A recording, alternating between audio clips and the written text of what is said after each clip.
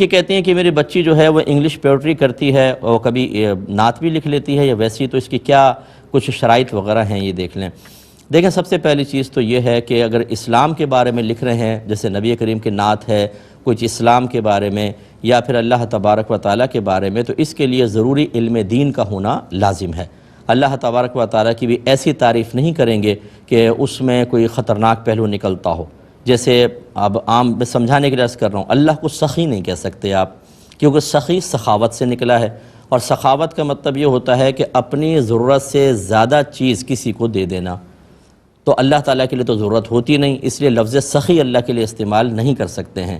ایسے ہی آپ لفظ عاشق استعمال نہیں کر سکتے، معاذ اللہ کو یہ کہے کہ اللہ تعالیٰ اپنے حبیب صلی اللہ علیہ وسلم کا عاشق ہے،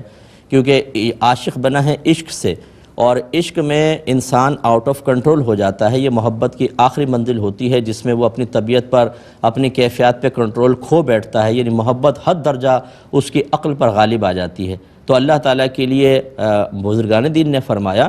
کہ اگر شریعت میں یہ لفظ استعمال ہوتا تو ٹھیک تھا، لیکن بغیر ورود شرع کے لیے اللہ تبارک و تعالیٰ کے لیے لفظ عاشق کا استعمال منع ہوگا۔ اب یہ بچے قلم اٹھا لیتے ہیں، اب ان کو پتہ نہیں ہوتا حدیث کیا کہہ رہی ہے، قرآن کیا کہہ رہا ہے، نبی کریم کی نعت لکھ رہے ہیں، اللہ تعالیٰ کی حمد لکھ رہے ہیں، لیکن اس میں خرابیاں ہو رہی ہیں۔ تو میرا مشورہ یہ ہوگا کہ تھوڑا سا ضروری علم دین بچی سیکھے، اگر دین کے معاملے میں لکھنا ہے، اور لکھنے کے بعد ایک دفعہ کسی اچھے عالم دین کو چیک کروا لیں، چیک کروائے بغیر اس شوق میں کہ یہ بعض اوقات ہوتا ہے جیسے کوئی شعر وغیرہ لکھتے ہیں نا تو بڑا شوق ہوتا ہے کہ فوراً کوئی پڑھ لے، ہم کسی کو دے دیں، انٹرنیٹ پہ ڈال دیں، اب اگر خراب اس میں کوئی چیز ہوگی اور وہ آگے چلتی چلی گئی تو گناہ جاریہ ہے بہت بڑا۔